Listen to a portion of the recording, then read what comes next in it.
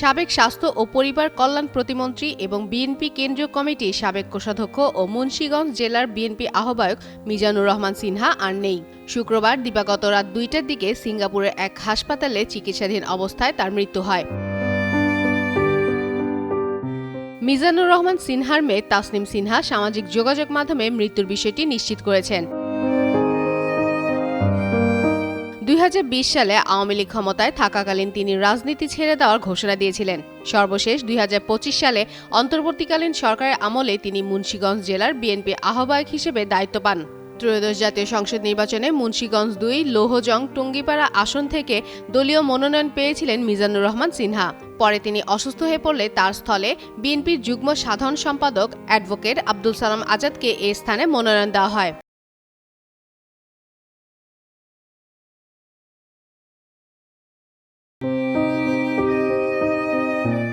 ১৯৪৩ সালে ১৮ আগস্ট মুন্সিগঞ্জ জেলার লৌহজং উপজেলার কলমা ইউনিয়নের ডুহুরি গ্রামে জন্মগ্রহণ করেন মিজানুর রহমান সিনহা। তার বাবার নাম হামিদুর রহমান সিনহা ও মাতার নাম নূরজাহান সিনহা। তার স্থানীয় বাড়ি সিনহা হাউস দীর্ঘদিন ধরে দর্শনীয় স্থান হিসেবে সবার জন্য উন্মুক্ত।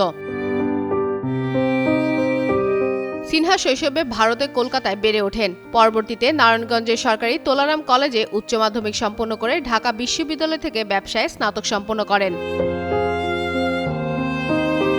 ১৯৬৪ সালে হাবিব ব্যাংকে চাকরির মাধ্যমে তার কর্মজীবন শুরু করেন। তার বাবার মৃত্যুর পর ১৯৭৫ সালে তিনি বাবার প্রতিষ্ঠান একমি গ্রুপে যোগদান করেন।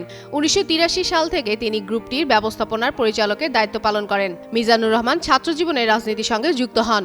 সরকারি তোলারাম কলেজে অধ্যয়নকালে তিনি ছাত্র ইউনিয়নের প্রার্থী হিসেবে ছাত্র সংসদ নির্বাচনে সাধারণ সম্পাদক নির্বাচিত হন। ১৯৯০ সালে তিনি বিএনপিতে যোগদান করেন। পরবর্তীতে তিনি দলটির কেন্দ্রীয় কমিটির কোষাধ্যক্ষ হিসেবে ২২ জানুয়ারি ২০২০ সাল পর্যন্ত দায়িত্ব পালন করেন। তিনি বিএনপির মনোনয়নে মুন্সিগঞ্জ ২ আসন থেকে ১৯৯৬ ও ২০০১ সালের জাতীয় সংসদ নির্বাচনে অংশ নিয়ে দুইবার সংসদ সদস্য নির্বাচিত হন। ১৯৯৬ সালে সপ্তম জাতীয় সংসদ নির্বাচনে আওয়ামী লীগের প্রার্থী নজরুল ইসলাম খান বাদলকে পরাজিত করে প্রথমবারের মতো সংসদ সদস্য নির্বাচিত হন। ২০০১ সালে অষ্টম জাতীয় সংসদ নির্বাচনে ৪ দলীয় জোট প্রার্থী হিসেবে আওয়ামী লীগের প্রার্থী শাগুফতা ইয়াসমিন এলিনাকে হারিয়ে পুনরায় সংসদ সদস্য নির্বাচিত হন। বর্ণাঢ্য এই শিল্পপতি ও রাজনীতিবিদের মৃত্যুতে এলাকায় শোকের ছায়া নেমে এসেছে।